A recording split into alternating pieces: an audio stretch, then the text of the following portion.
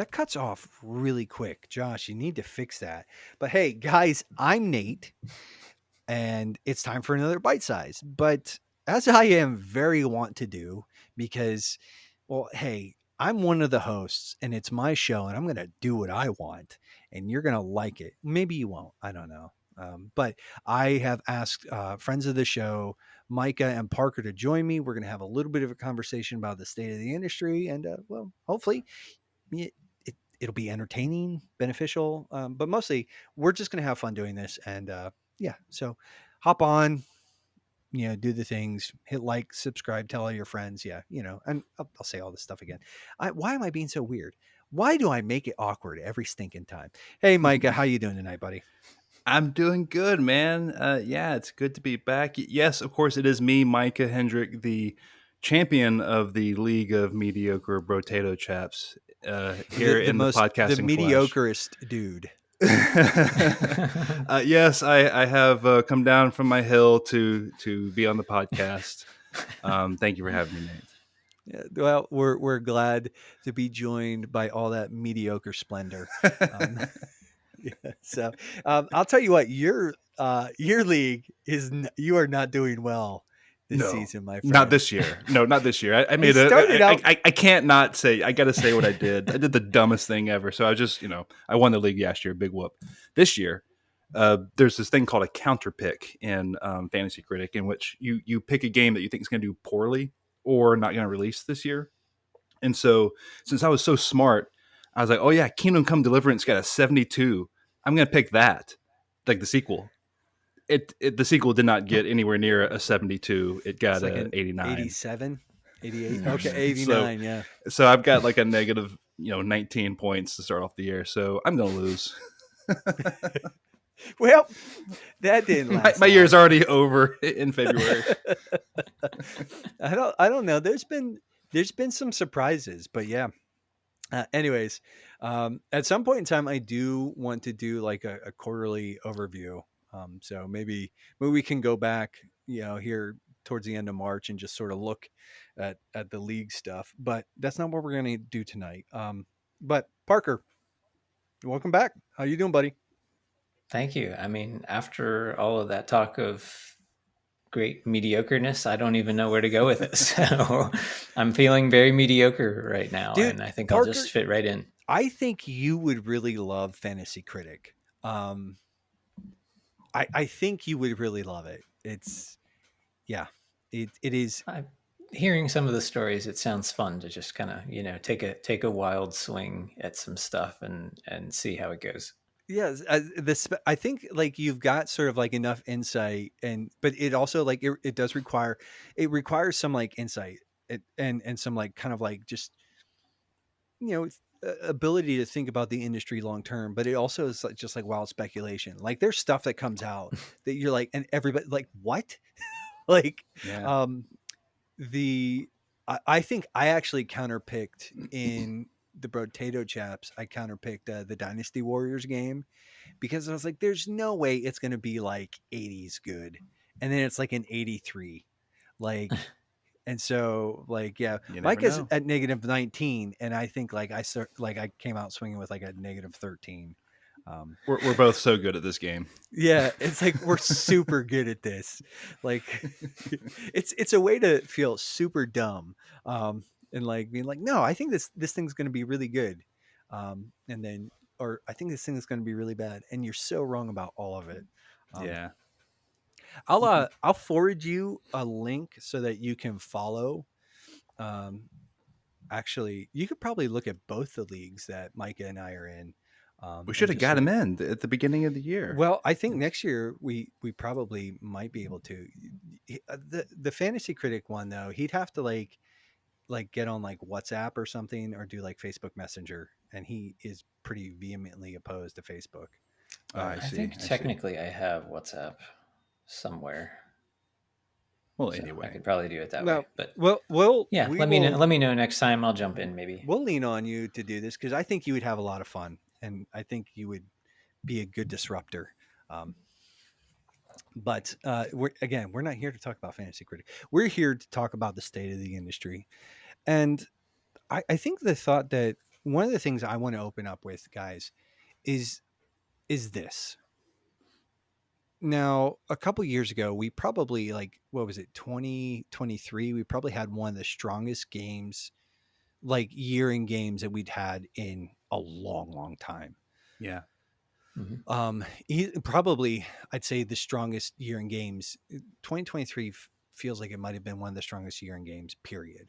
Um, but and 2024, like I remember coming into that, and a lot of it is like, it's just like what really is going to be there. But then 2024 turned out to be like no slouch either.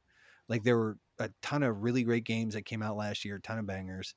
Um, and then even 2025 coming in 2025, and it's kind of like, man, um, like just looking at the lineup, especially like looking at what Microsoft is going to sort of be unloading here in the next like 10-11 months, just insane. And Mm-hmm. it's one of those things where I think in some ways the years are getting like in some ways better and better for just games, but actually like it's getting harder and harder to keep up, because it's like there is no, like, it's been said on several different podcasts I listen to, and sort of different things I check out every once in a while, but like if they stop making video games today, I would still have enough to play for easily the next 10 years, like easily. And they just keep Mm-hmm. like, dude, like there's so much stuff this year that I'm like, I'm pumped about, like Doom the Dark Ages, freaking Expedition 33, uh daggone it, like there was a whole You got pile of stuff. Avowed coming out in a week. Avowed's coming out soon. Like I'm really curious about that. Like there is a mess of stuff coming out this year, and I had like 5 or 10, like 5 or 6, 5 or 10. Why did I say that again? I'm making it weird. But I had like 5 or 6 games I was like looking at earlier, and I was like, man, this lineup coming out in 2025 is ridiculously stacked. I mean, even like some of the stuff we've already had come out, like Kingdom Come Deliverance 2. Um, yeah, again, the aforementioned Dynasty Warriors Origins or whatever that is. Like that's Monster Hunter Wilds is coming out. Like, dude, this is going to be a stacked year. And it's going to be tough. It's going to be really tough to just, like, I'm looking at it and it's like, it's just like, what's that? Just keep swimming, just keep swimming, just keep swimming. That's from Little Nemo or Finding Nemo. I think that's Dory. Just keep swimming, just keep swimming. Anyways, I don't know. Weird rabbit trail, but I wanted to have you guys on, as I affectionately refer to you two as the Brain Trust. I wanted to talk about some of what, and we don't just have to talk about games, but some of like the things I think industry wide that are going to be coming out that have will shake things up, or like where maybe the industry is heading. I mean, we know that Switch 2 is going to be coming out sometime this year. That we don't, I think sometime in April or May, we're supposed to get like more information. Um, so yeah, that's going to be kind of a big stinking deal. That's I mean, and it hasn't been announced, but a new Mario Kart is all but announced for that. I think a new Mario 3D, a new 3D Mario platformer is supposed to be in the works as well. I mean, and Micah, yeah, I do have to, we were talking about Fantasy Critic. I do have to give us credit. We did Yeah. manage to pick up those. I think in both Yes. leagues. Didn't we like Yeah. score? I Yeah. got the Mario game and everywhere I wanted to get it, I think. And I think I got Mario Kart in both of them. Um, Yeah. So I'm not mad about that at all. Um, I think I'd have to check Fantasy Critic. Fantasy Critic, sometimes things get away from me. Like I get mad because like games get snaked out from under me. It, Um, well, Nate, it's funny you mentioned all the like we're inundated with all these games that you're talking about, whether you're looking at 2023 or any recent. I mean, there's just so many games. And then you look at like recently, Matt Piscatello over at Circana released the data for 2024 for video game sales in the United States, and a lot of the data showed that basically the players are staying on the live service games of the world, the Fortnites, mhm. the Robloxes, the Call of Duties, the Minecrafts, and there's a lot of losers when it comes to new games, whether you're looking at the new Dragon Age, whether you're looking at Suicide Squad, whether you're looking at Concord. There are a ton of losers, or even games that like a good single player game that just underperformed compared to what they maybe expected, because everyone's always on a live service game or seemingly these days. Um, that is that sort of not power struggle, that kind of paradigm shift that we're sort of in the middle of is going to be like the meat and potatoes of kind of going forward of how kind of where the industry ends up. I think we're going to start seeing a lot of, as much as we hate it, and as much as we're probably going to get into the fact that PlayStation had this live service push that has been a pretty spectacular failure in most regards outside of Helldivers 2. And people will look at that and be like, man, they should have never done that. And it's like, well, how can you not do that? They had to try, considering where the industry is going. And it's what part of what I'm getting at is like the traditional hardcore console gamer, where a lot of the players on these consoles are of our generation. They're in their 30s and 40s, and the kids growing up these days just aren't playing Halo and Gears of War. They're on the live service games, and it's going to be it'll be interesting to see how the industry copes with things like growing budgets for AAA single player games, and how do they rein that in and make that a worthwhile investment for the company in the midst of all these seemingly just too enticing live service games that are out there. I'm kind of sort of talking generally about a lot of things, but I think this is a big key to kind of looking at the next 5 to 6 years is this push and pull between the live service and the single player games. I don't want to monopolize this part of the conversation. I'll pass it on. But that when I think about all the games you said, Nate, I still think of like, man, there's all these games and they're still not selling, or there's players aren't playing them the way we think that they should, the way us hardcore gamers think that they should. Final Fantasy VII Rebirth, I think, is a pretty good example where Square seems disappointed yet again in the performance of this game. I know it's about to come to, or it just came to PC, and I'm sure it'll come to Xbox. But I would think that'd be one of the best selling games of the year. Yeah. Maybe not. It's just a JRPG, Final Fantasy a little bit, but I would think it would be much better than it did. I'll put it that way. And there's going to need to be a recalibration in the brains of the hardcore gamer to make room for these kind of games. It's not all going to be you get to your Jeff Keighley E3 presentation or whatever. It's not going to be just AAA single player banger after banger. You're going to get all this sort of stuff that you see these days. It's like, well, that's just another live service game. I don't know. Sorry, I'm rambling now at this point. No, but yeah, I don't. Yeah, and I think this would probably be a good place to just stick for a couple of minutes, because Parker, you shared a slideshow with us, with Micah and I, in sort of anticipation of this. And one of the things one of the key data points is like all the games you mentioned to Micah: Roblox, Minecraft, um, Fortnite. Like those are kind of like the big three in that free to play sort of like games as a service model thing. Uh, they've been around for a minute. yeah, None of them is like the new kid on the block. They're all fairly entrenched. They might be like Roblox is fairly new to the console space, but it's existed in the PC and the mobile market for years, and it's a titan. It's huge. It dwarfs as far as engagement. I don't think a lot of people, but it dwarfs everything else. I think Minecraft in the last time, when I was looking at those stats, Parker, is like Minecraft has almost 50% of like the active users as Roblox. And like what's really wild is that Roblox, you know, Roblox is actually dwarfed by Netflix as far as like active subscribers and users. Um, but it's one of those things. But like Roblox is huge in that market, It's and got more monthly active users than Steam. yeah, yeah, it's that's massive. nuts. Like almost double. I'm looking at the numbers. Like, And just real quick, more context, Nate. Fortnite Battle Royale came out in September 2017.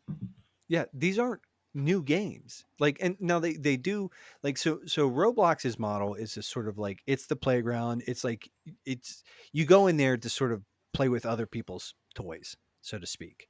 Like, or make your, it's like, it's a sandbox. You go in there and you build something, or you go in there to play something, or play with something that somebody else has built. So that's Mhm. kind of like its own thing.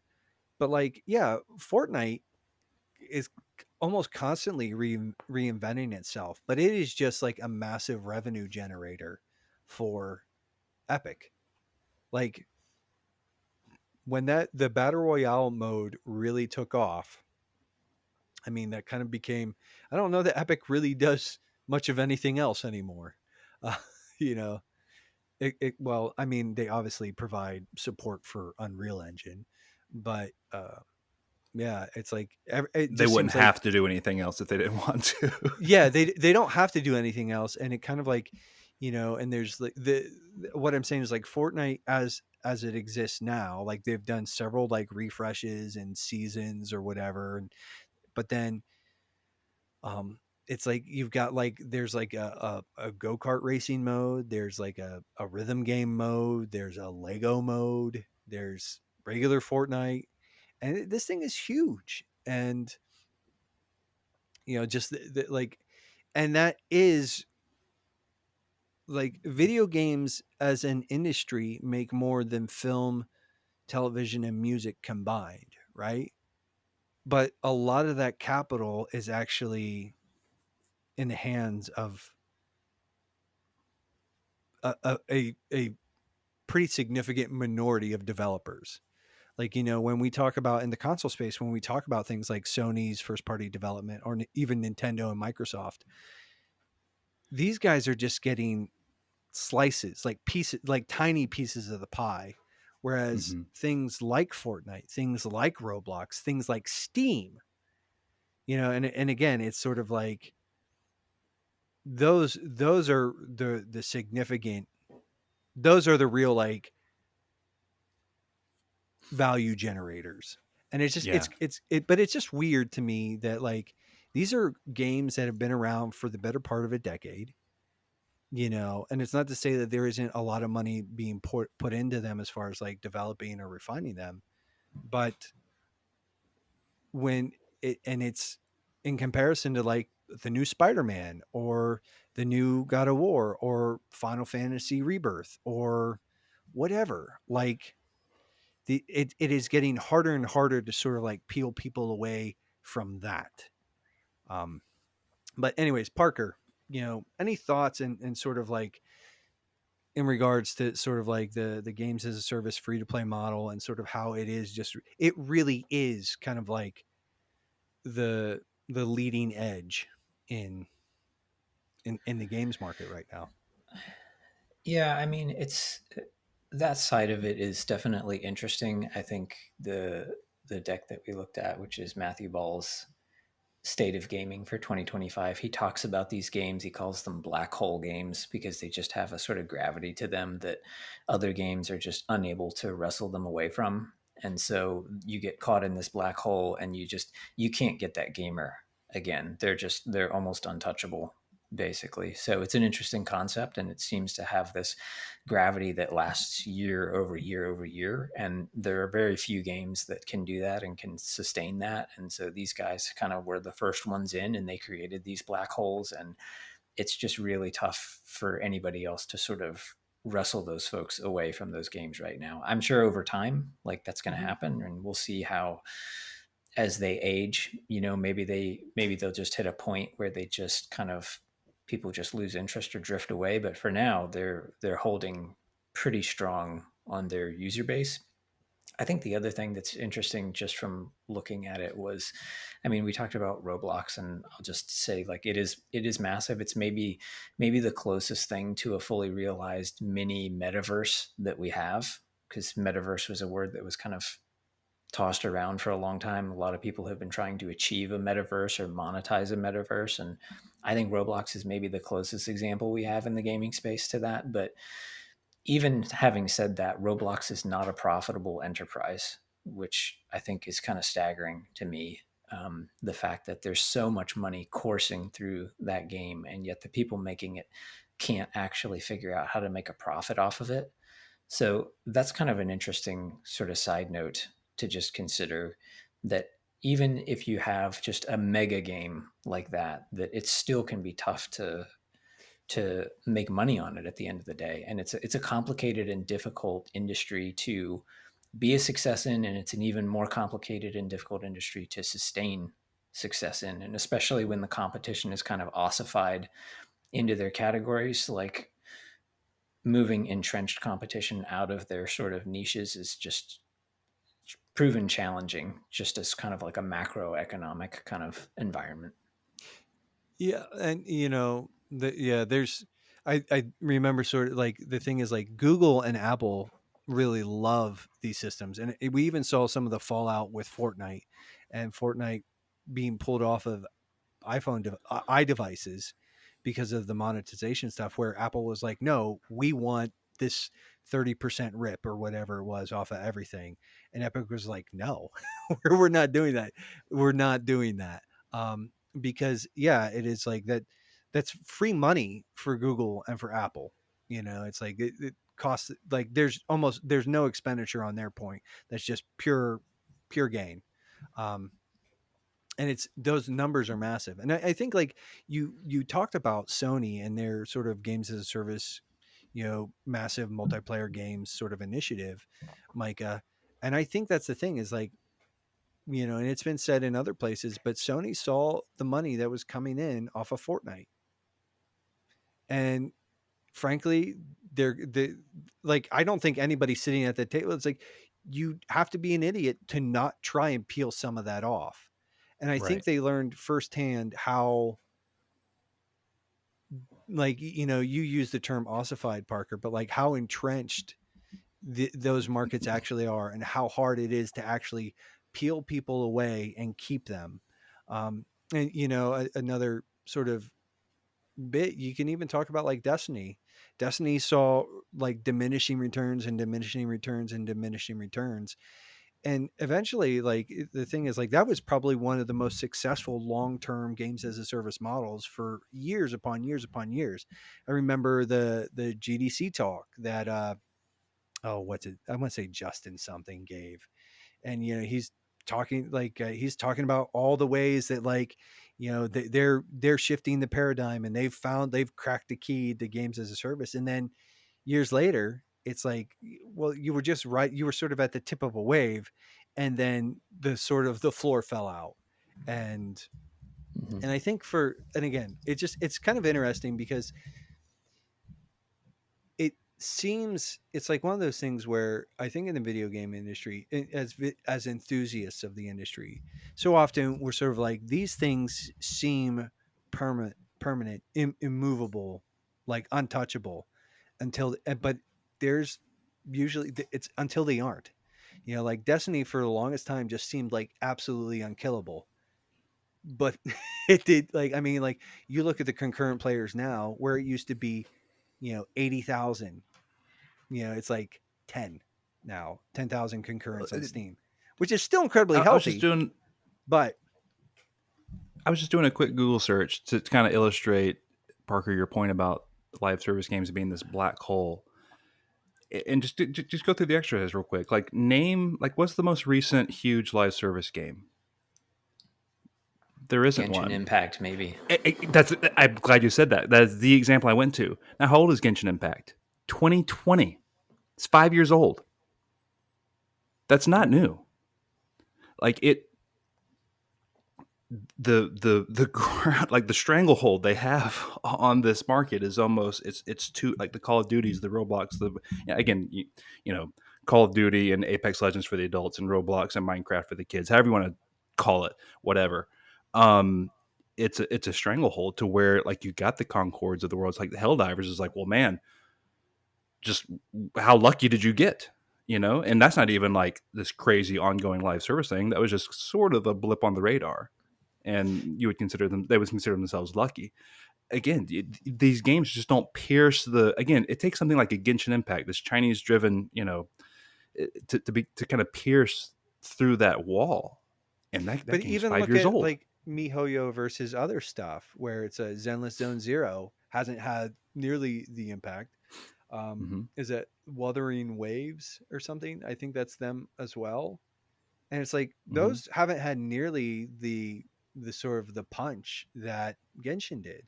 And it was like it was at that, and yeah, it's just kind of I think it's interesting because you know we do want to talk about like all the new stuff that's coming out, but like the reality is like moving forward, unless something significant sort of like pushes things or moves the needle, like it's going to get harder because you have these entrenched, these ossified sort of these institutions in the industry that suck up a lot of the time and energy and money of gamers.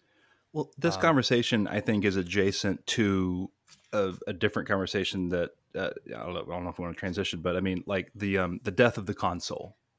Like yeah, people are always hypothesizing they thought it would happen with this generation a decade ago, and people are thinking, well, maybe the next generation will be the next one.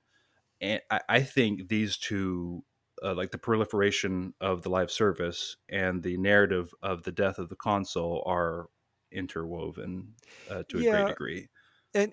okay, and we will. I do think that's like a good sort of spot to like sort of spin out on, but I'm always I've just got to kind of throw this out there. I'm always really hesitant when because I remember the death of the console thing was like mobile gaming was really sort of like spinning up, and you know that was gonna kill the box, and that's not what happened. You know, and so it's like I think we're getting closer to maybe sort of a boxless era.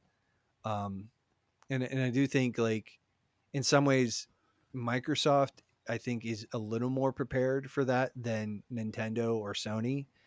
Sure. But at this, I mean, I mean, well, and we'll just talk about like the end of the box, sort of like what's coming next, and it's like it from all intents and purposes, it does seem like you know Microsoft is sort of leading the charge and getting like it's every I think most people kind of like rolled their eyes when they saw everything is an Xbox,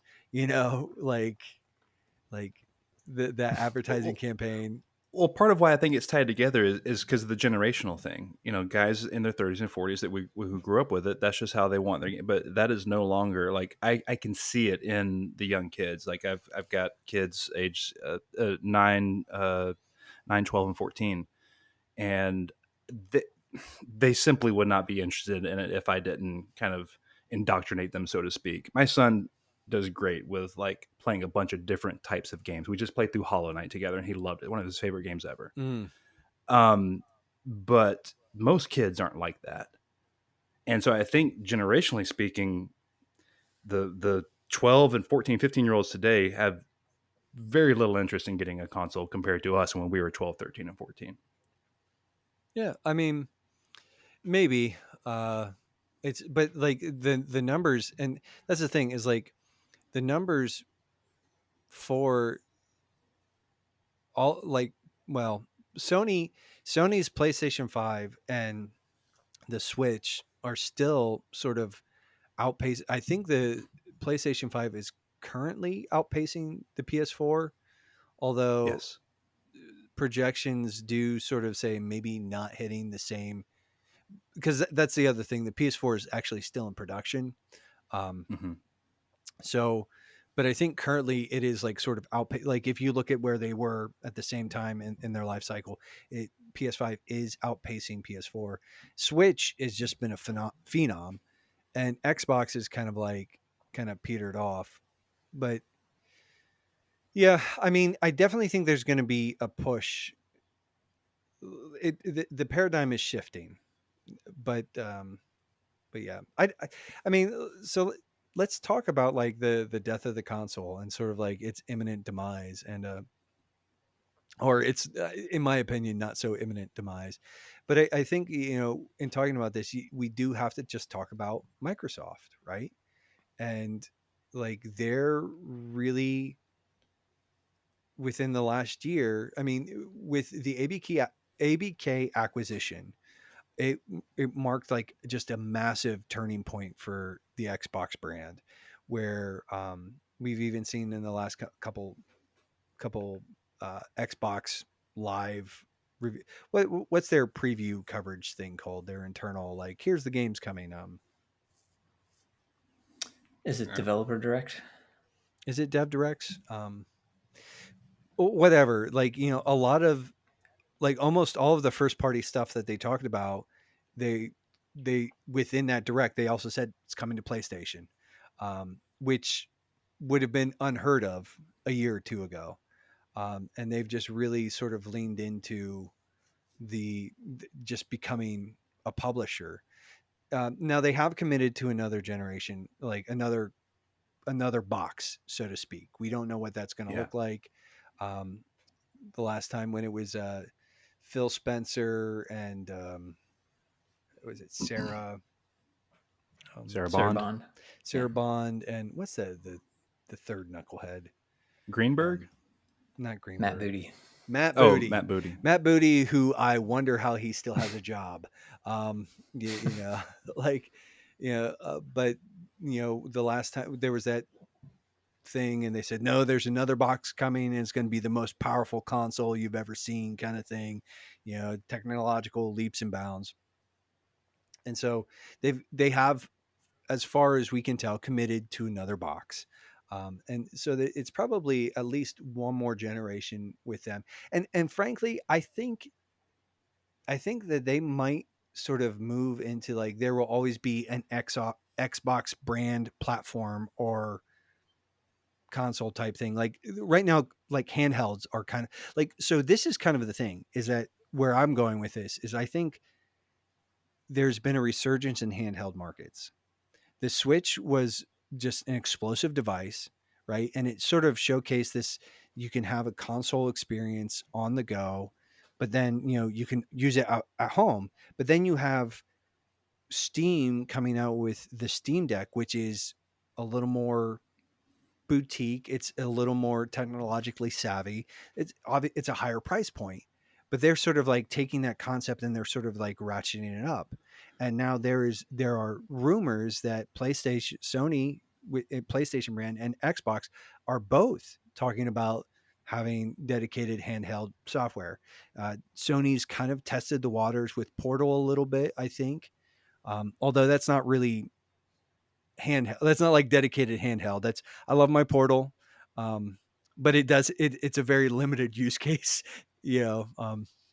But I think actually, instead of a death of the console per se, I think portability is going to become more and more of a factor of an issue, and I think that sort of the boxes that we're used to, which are these high fidelity machines that, like, we're going to push for having that in a smaller package, and we might even take some compromises on some of that performance just for the portability factor. I mean, that's what the Switch tells the market, is that it doesn't have to be the most powerful piece of tech. It just has to run the games have to be good, and it has to work. And so I think, when we talk about the death of console gaming, I think it's moving more towards, it's going to be a lot more handheld focused. Um, that's my take on, like, the death of the box. But Parker, it is Micah spun us off in this direction. So what do you think? I think it's probably going to go just more toward an open ecosystem. I think the walled garden model is probably what's going to go away, because I think there's always going to be a market of folks who want a game, but they just don't want the hassle of, quote, PC gaming. And a way if you can make that easy and at a reasonable price point for people, and especially if you can throw in something like portability, I think that everybody's going to go after that. And so we're going to see sort of a race to see who can become that sort of like it's kind of like we had with games as a service, where it was folks were figuring out what the new model is, and then the first one to get there kind of wins the prize, and they can't get unseated after that. I think that's what we're starting to see, but just with a handheld hardware, is that the first to get there and really solidify what that looks like and what that means is just going to be so hard to unseat after that. And you know, Switch in some ways already has that market, and they're very much about physical stuff and physical media, anyways. And they've got a lot of brand loyalty there. But between Sony and Xbox and Steam and anybody else who wants to come up with something that can load Linux or Windows or Steam OS or whatever that looks like, whoever can create that first and create that sort of viral moment is gonna, I think, just take a huge market share of the future moving forward.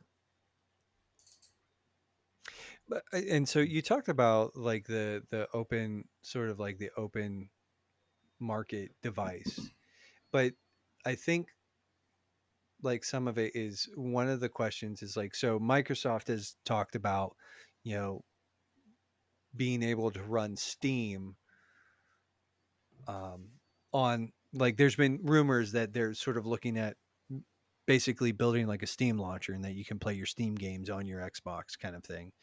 What what's the incentive though? Because like that doesn't really bring them any ex- I mean, unless there's some sort of like marketing deal where it's like they get like a rip off of every. I know it's like it keeps them sort of in that environment, but to me it's just like and maybe I'm just not smart enough, but where's the economic angle? Like, I do think that the walled garden stuff is going to go away eventually, or it's going to be a much less significant factor. But it's hard to imagine that because that is really how, in a lot of ways, Nintendo and Sony, especially, like that's their primary driver. Is like they get rips on not just their first party stuff, but everything that comes through their like comes to their system. They get cuts on all of that. Physically Well, you have to license, yeah. you know. I mean, my thought is Microsoft is going to come up with a mobile version of Windows that just isn't terrible. And if they can do that, then you can launch everything. You could launch PlayStation games off of it. You could launch Steam off of it, and it's going to be a Game Pass machine first and foremost for them. So that's how they would monetize it, is because it would be an easy way to play Game Pass on the go, and you don't have to sacrifice your Steam library and you don't have to sacrifice your PlayStation PC library to do it. You get kind of the best of every world in a sense.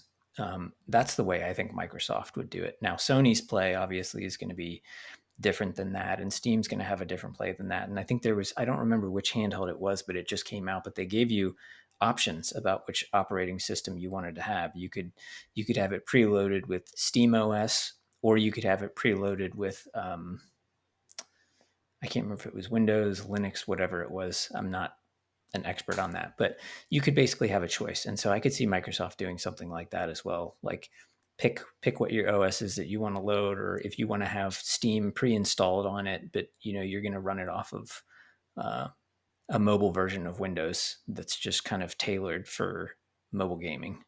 Hmm. That's what I would anticipate. Yeah. And well, and it's like you said, the sort of the hook there is like, you've got like sort of like it's it's Game Pass and Game Pass works with it, and you're just like that's how they're going to get you on that $20 a month rip, or however much the annual subscription is. And then since you're already there, maybe you'll pick up a game or two, you know, on the just yeah. It's to me it's like it does seem like it's moving more from like the big like $60 to $70 rip and away from that, and more of like it reminds me of the Office Space, like the penny jar analogy, where it's like you're taking like a penny like off of every little transaction or whatever, but it's like when you've got a million transactions, that's a lot of pennies, you know. So and like I said, it just to me it's which is actually kind of counter to the model where it's like they're like Sony goes for like the big rips. It's like they dump $300 million into a game and they want it to sell at least 10 million units, probably more than that. But it's like it's because yeah. Yeah, I think there's going to be some changes too in just how the market prices stuff. I mean, we saw Nintendo dip their toes into it when they charged $70 for Tears of the Kingdom, which was the only game that I think that they've to date that they've decided to charge $70 for. So they want to get to a higher price point. Everybody wants to get to a higher price point because inflation is just crushing profits in the industry. I mean, there's another slide in that deck, Nate. I don't know if you saw it, but it Yeah. takes an advertisement from like, a Toys R Us ad from 1991 or something like that, and says, if these games at this price were priced in real world dollars, what would that look like? And Mario Paint would be selling for like, $135 It was if like that was the 130, case, $140. Yeah, it was somewhere in that ballpark. Yeah, so games would, if they had kept up with inflation or periodic price hikes like a Netflix or something like that, like that's what games would cost right now. It's like $130 per And it's game, but they don't now, and that's the challenging thing. And so the other thing is, I think the industry is looking at GTA 6 to really lead the way in terms of like what can they get away with. And so there's a lot of speculation about, are they going to do 70? Are they going to do 80? Are they going to do 100? Everybody's got these greedy eyes. They're looking at this game saying, we, from an industry insider perspective, they're wondering what they're going to charge for that game, and they're hoping that they are going to charge like $100 for GTA 6, because that's just going to open the floodgates for people to start charging more for other games. I disagree that will open up the floodgates. I think GTA, not just Rockstar, but GTA specifically is uniquely qualified to charge such a price tag if they decided to go 100, for example. It's one of a handful of devs and titles that I could think actually could lever. Yeah, I agree with Micah. Yeah, but here's the thing, though: is if they charge 100, then other folks can come up with a game and they can charge $80 for it. I agree with that.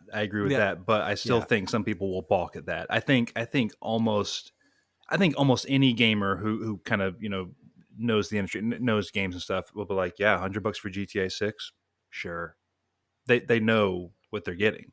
I don't think the value proposition is a problem in that case. I think you try to go flaunt around God of War, the next God of War, for $80+ people are going to laugh at that.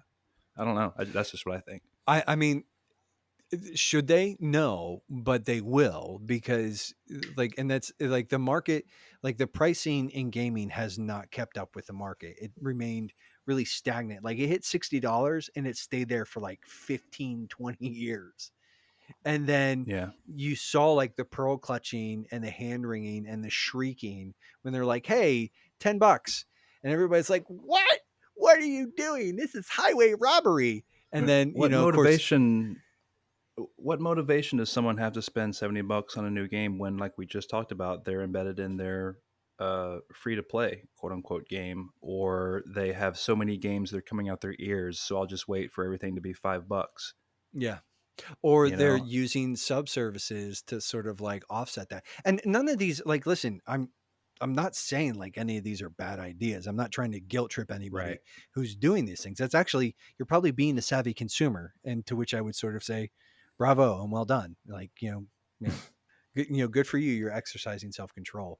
But Micah, you've been, Parker and I have been sort of jawing over here about like the just the death of the box and the movement to handheld and everything else. And you did mention something like that. Yeah. Yeah, I think GTA 6 is a great, like, just the pricing, the pricing of games in general. Like, me personally, I really hope that like GTA 6 comes out and they do sell it for $100 a pop, and then you get some stupid knucklehead over at Ubisoft who thinks that they can charge $85 for some whatever Tom Clancy schlop that they're just like, throwing out there, and they just got laughed off into oblivion, and then everybody buys it for $20 a month later anyways, because that's what happens Mm-hmm. with every single Ubisoft title, period. Yeah.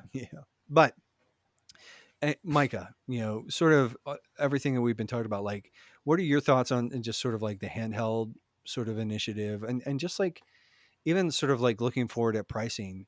I think one of the things to sort of point out, Parker, is that if we do kind of like move away from the walled garden stuff, I think pricing gets a lot more competitive, you know, because then it's like, if you can sort of like shop around, Steam always has like copious amounts of stuff on sale all the time.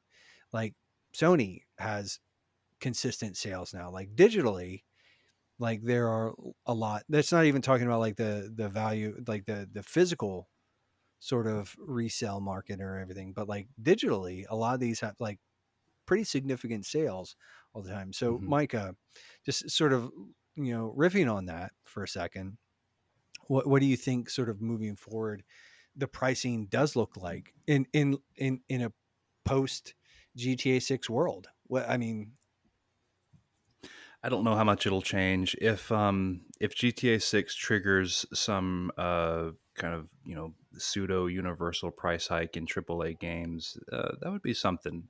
There's always a push and pull with me with sort of like you just said, being a good steward with your money. Josh is a great example of being a huge nerd of gaming and wanting to play as many games as you I can as think you have time huge for, nerd but is also, underselling how big a nerd Josh actually is. well, yeah, we all are. But what I'm saying is, Josh is super frugal and makes wise choices with his money and gets a lot of gaming bang for his buck. Mhm. So there's that side of it being sort of especially from the Christian perspective, being wise with your money and all these types of things. And then there's the side of the argument of well, Josh doesn't do anything for the industry, absolutely nothing, virtually speaking. As far as like just monetary contributions, Josh isn't moving the needle at all. The guys who buy day one AAA games arguably are. So there's always like a balance in me personally of like putting money where my mouth is, or putting money where I Mhm. definitely want to pay. I will pay $100 for this. I want to show this developer or this publisher that keep doing this. I like it. I'll give you money. So there's always a push and pull for me personally, and kind of wanting to support the industry while also being wise in my funds and so on and so forth. Where do I think it's going to end up? I don't think it's going to change much, at least not this generation. I don't, like I just said, I don't think GTA, while they could do $100 or 80 or whatever, I don't think that will be indicative of what will happen with future AAA games. It will take, I think, usually that sort of stuff is reserved for generational changes. So PlayStation 6, for example, like it was for Mm. PlayStation 5, that was the introduction of the $70 game, long overdue, right? To bump it from 60 to 70. And if, Parker, like you said, inflation has completely eaten that up. It's gone beyond that to where that $10 price hike is like, man, could we have jumped from 60 to 80 back then? Because then we might be in a slightly better spot. But it's so it kills me looking at that 1991 Toys R Us ad, knowing that games we're getting so much more bang for our buck. When you go out and plop down $60 for a game today versus $60 back in 1994, it's just, there's simply no comparison. Sorry if you are you love older games or whatever. There's just there is, by and large, there, as a general rule, there is no comparison to the value you're getting as Mhm. far as time and all sorts of things, engagement levels. Um, so I kind of want prices to go up because I want the industry to be healthy. But I think what's going to happen is you're going to see a culling. You're going to see, like I said at the top of the show, so many losers, so many losers. Mm. You can see company go out of business. You can see cuts, unfortunately, and that's just an unfortunate side of the industry when you have everyone going, digging for gold, and not everyone's coming home with Yeah. a nugget. That's simply not realistic, and the market can only support so much. Um, and you're starting to see the limits. I think I heard someone was talking about, like, I can't remember if it was in that Colin Moriarty, Jez Corden thing. I think someone was talking about like, hey, there's just not enough people in the world. Like some executive, just like there's just Mm. not enough people in the world to like make it grow to the state to the place that we want it to. Yeah. And I kind of agree with that. It was like we've sort of. I know there's tons of emergent markets that companies have yet to tap into, but we're kind of in some ways in like the Americas, Japan, so on and so forth, cultures that have had gaming for a while. We're kind of tapped out. Like the market is where it's gonna. I don't know how many more players are going to emerge. Yeah. So Yeah. where do these companies find profit and revenue? When can they keep jacking up the prices to go 80, 90, 100? I don't know. Is it going to be more live service games? I'm not sure about that either. I just because we're just talked about like what's the what new live service game is knocking it out of the park. You got your Valorants, you got your Helldivers that kind of have these flashes in the pan, but nothing that they actually want. None of this long term Fortnite, Roblox like we talked about. Nothing like that. So I don't know. Is it where's that middle ground? Sorry, go ahead, Nate. You got Well, something to that. I was thinking about like as a counterpoint though, and it hasn't had like tremendous success. You do have something like Astrobot, uh, smaller budget, and it hasn't had the phenomenal success or sales that something like Spider-Man did, but it's done fairly well and it's got return. And it's like I hope that some of the industry, especially at Sony, I hope people are paying attention to that and saying like, no, like granted, it's not the big rip, but it's not a complete wash either. Like it's sort of a more measured scope. And like I personally, I hope that the lesson learned out of something like Astrobot is sort of a bit of a counterpoint that, yeah, because like that's part of the problem. The budgets for these games are getting bigger and bigger and bigger, but at the same time, it's there's like the difference in sales between Spider-Man and Spider-Man 2, like well, if Spider-Man to Miles Morales to Spider-Man 2, like it dropped off by a not terrible margin, but a fairly Yeah, healthy, like fairly significant margin each time. And it's yeah, like, and the production value, like the money that was spent polishing those games, kind of went up every time. You know, um, yeah. I've got that slide sitting right in front of me here, Nate, and I'll just give you some quick numbers, and then Nate or Micah, I'll let you go with your thought there. But Spider-Man 2018, about 23 million in sales. I don't have the exact number because the bar graph doesn't tell me that, but it's about 23 million in sales. Miles Morales, about 15 million in sales. Spider-Man 3 is like 13 million in sales.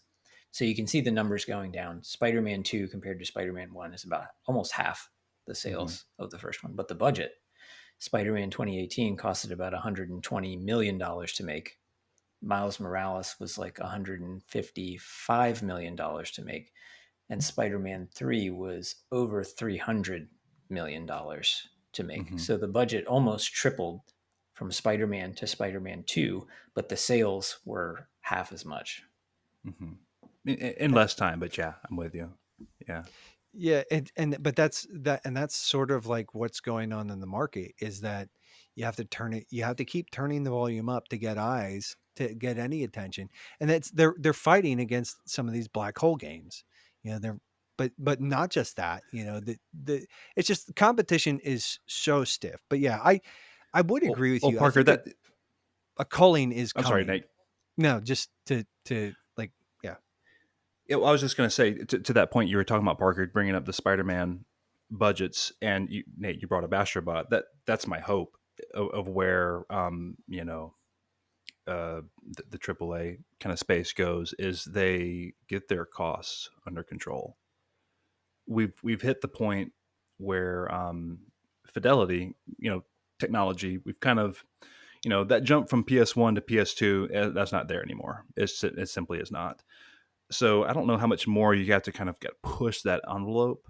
Um, how many more sales you're going to get for having the cutting edge when you can crank out games like Astrobot for with a fraction of the team size and a fraction of the budget. And not that everything's going to be an Astrobot or that's some sort of success story. Something like uh, I'm blanking on the name, Hazelight, Joseph Ferris.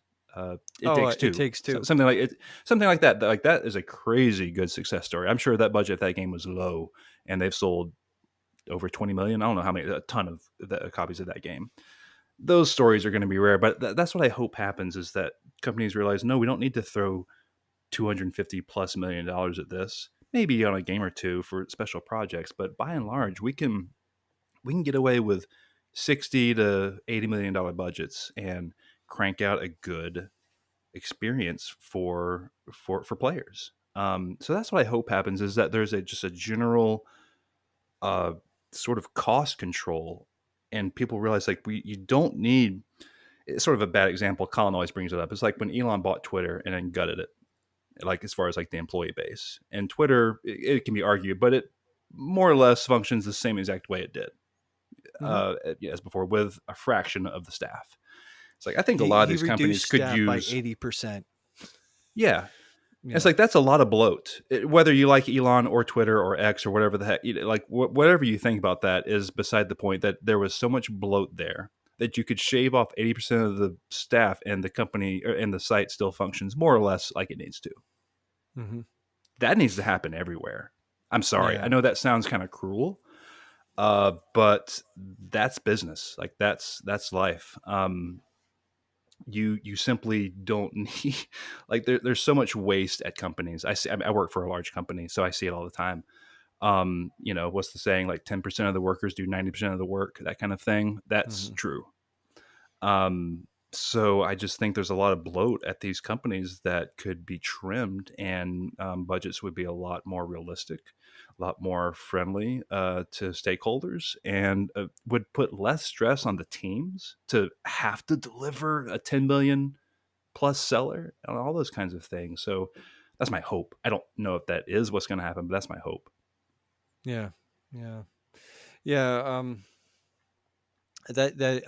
I would agree too. Like, I think the biggest thing that I've kind of thought about, like, in moving the industry forward, is like, I really hope these companies just sort of learn how to, yeah, manage the books better.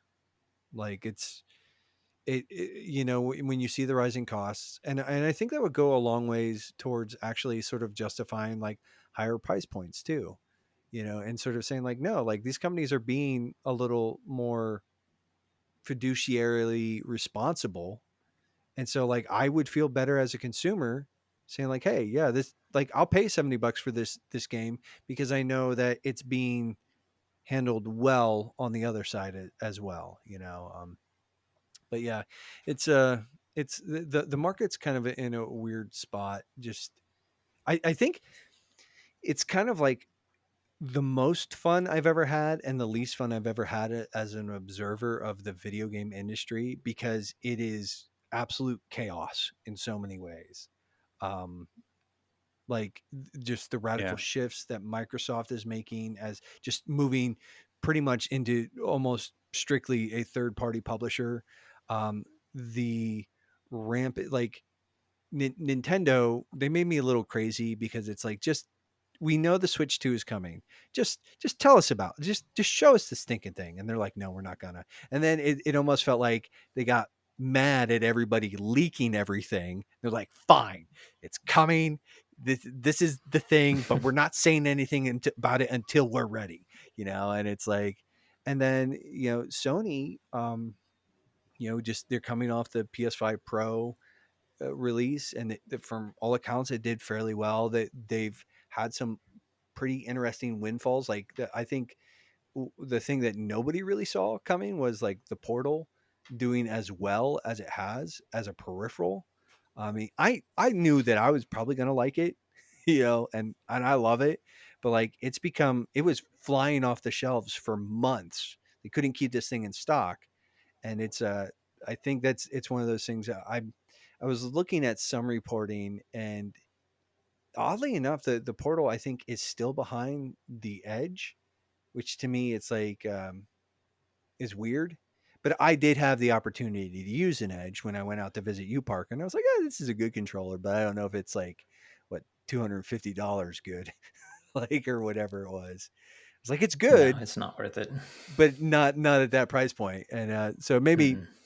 sort of feel pretty good about my decision by Portal. But I did want to just talk about, before, like, sort of as we kind of, and this is obviously a beefier, bite-sized episode.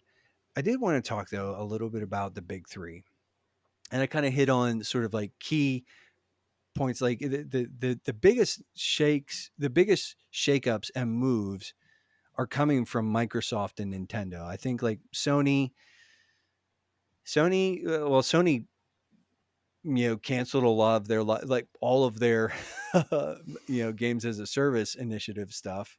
um and yeah, so, let's kind of like, I guess, wind down some of the big picture stuff and just sort of the projecting and looking at sort of like the broad scope of the industry. And let's just talk about, Nintendo, Microsoft, and PlayStation.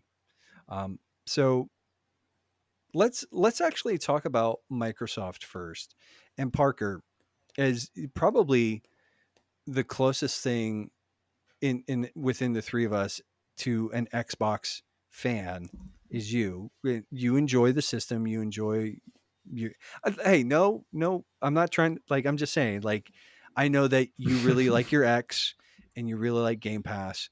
So, what are your thoughts on sort of like where Microsoft seems to be heading, and just sort of like, yeah, just tell us what you think about Microsoft right now. Yeah. So, well, full disclosure, I have all three. I've got a Switch, I've got an Xbox, and I've got a PlayStation. But yeah, I do actually really like my Series X. I think it's an extremely underrated piece of hardware, and I wish more people would have bought one because I think it's a pretty great console. I was very skeptical about Game Pass, but as I've had a couple years now to use it in this generation, I don't know how Microsoft makes money on it, but I don't really care. It's subsidized some fantastic gaming for me. So if they want to keep subsidizing awesome gaming experiences for me and pay me to game with them, I am happy to let them do that. So I'm Game Pass all the way from that perspective. Um, I think as far as the hardware goes, yeah, we've talked about it, but they're going to keep a footprint in it, but they're definitely going more toward third party publisher status, which is fine. I think they're realizing that they're just going to have to make moves that ultimately make the most sense financially for them. And so we've seen them dipping their toes a lot into Sony's pool by announcing stuff. I mean, they just announced Forza Horizon 5 is coming to PlayStation in the next couple of months. So that's a big shift for that franchise to come over. We know that they're thinking about Gears, they're thinking about Halo. That stuff's probably almost certainly going to come to PlayStation at some point. That's just the reality of it. Um, and at first, I was kind of bummed about that, but as I've thought about it more, I think it's really just it's going to position Microsoft to be very strong financially because they're making a Yes. lot of money in Sony's walled garden by putting their Mhm. stuff there. I mean, the stuff that they're putting into Sony's store is shooting to the top of the charts. I mean, and it's even stuff like Grounded shot to the top of the charts when it came out, which is kind of one of those almost not really games as a service, but sort of that kind of a model. But and they haven't even gotten to like the Gears games, the Halo games. I mean, they're going to make so much money when they bring Halo over to PlayStation. If Gears E-Day comes over to PlayStation, they're just going to make gobs of money. I They're will going to make a ton buy. of money with Doom: The Dark Ages coming to PlayStation day one.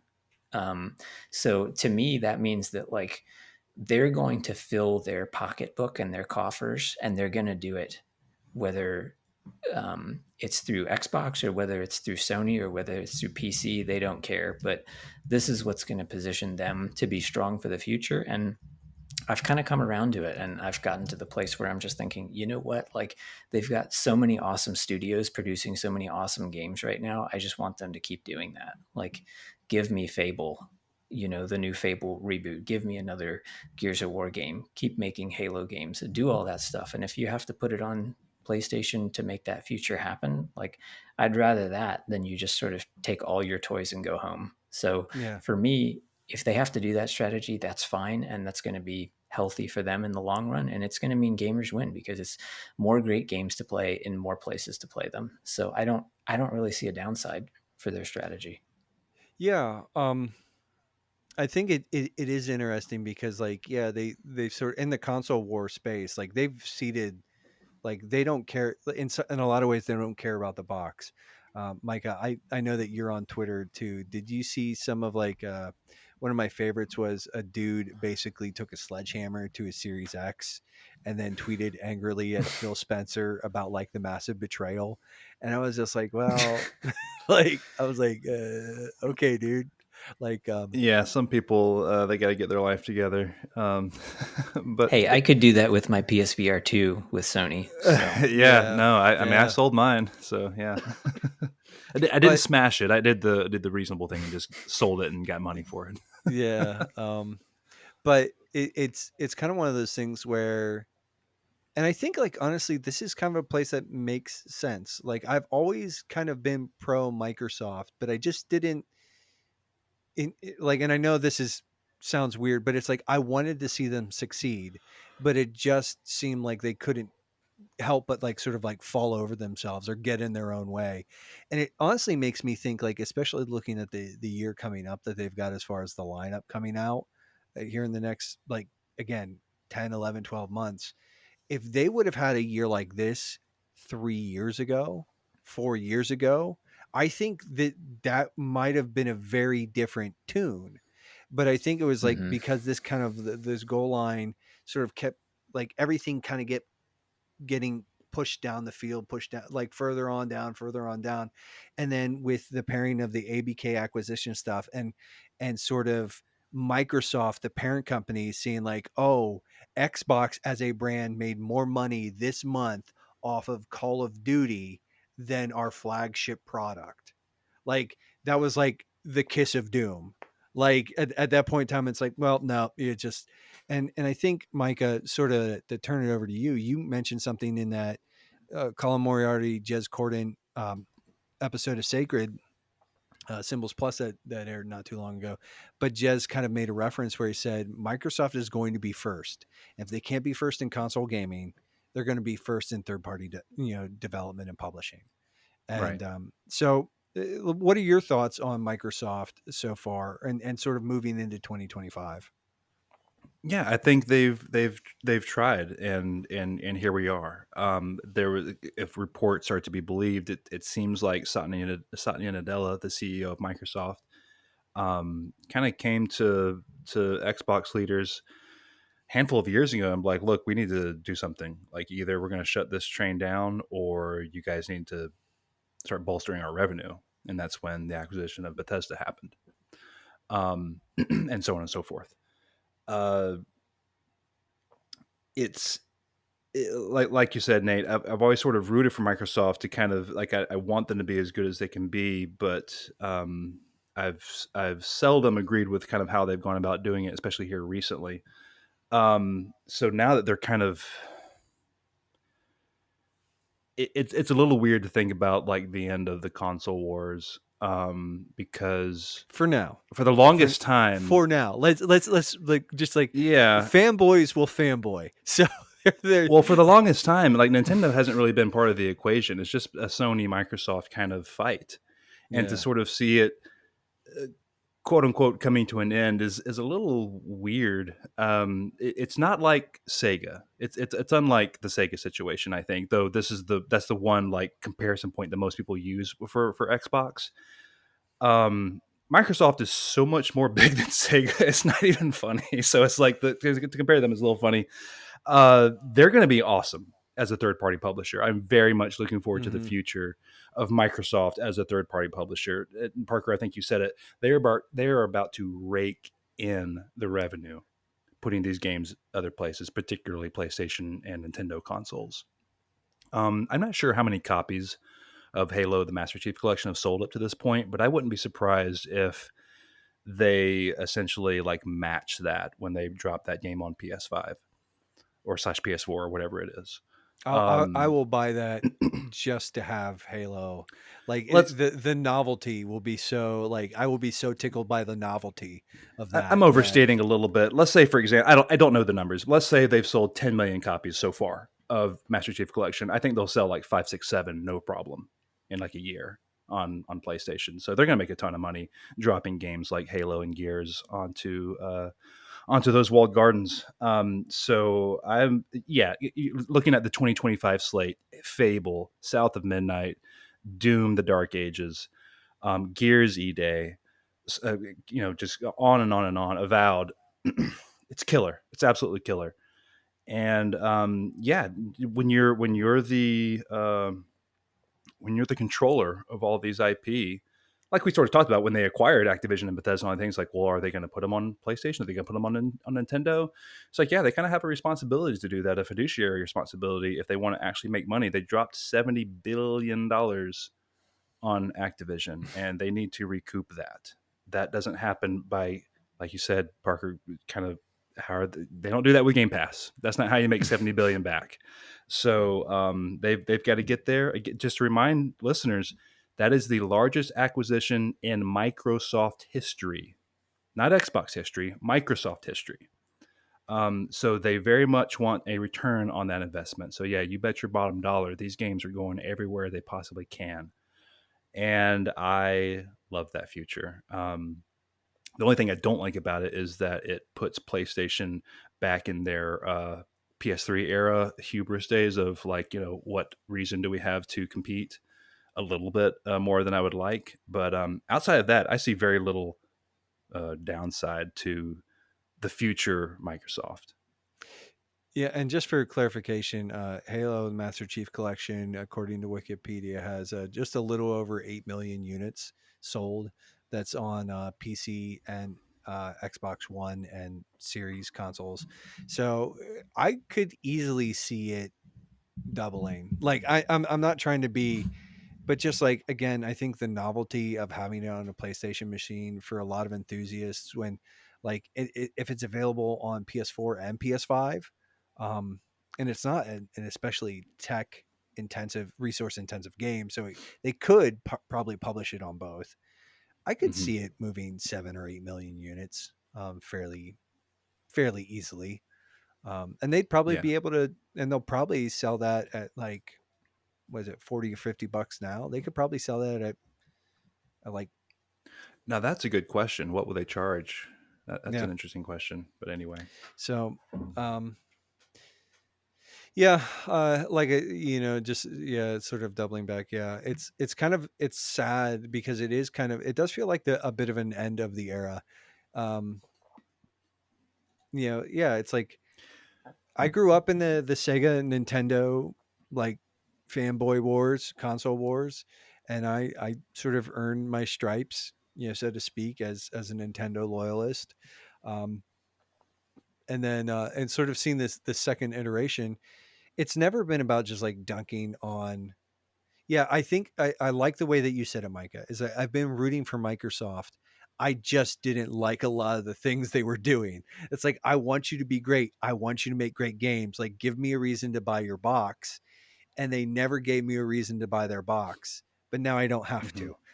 you know, it's like because the games are going to come to PlayStation, I can play the games on my laptop, with a and it's like that it's like you said, Parker, that's a win because it's like more people are getting to experience those. And yeah.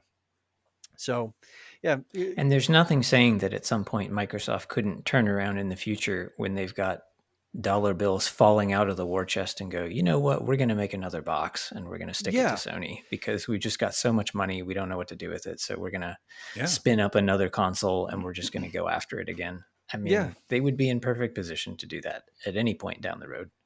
Well, and I yeah, think like even the viability of having, and again, it's like their hold in the console market is really pretty minimal at this point in time, right? Their sort of presence there, but again, if they can grow Game Pass as like a significant, like if they can grow Game Pass at all to where it is a legitimate threat and presence in the market, and I think that's the thing.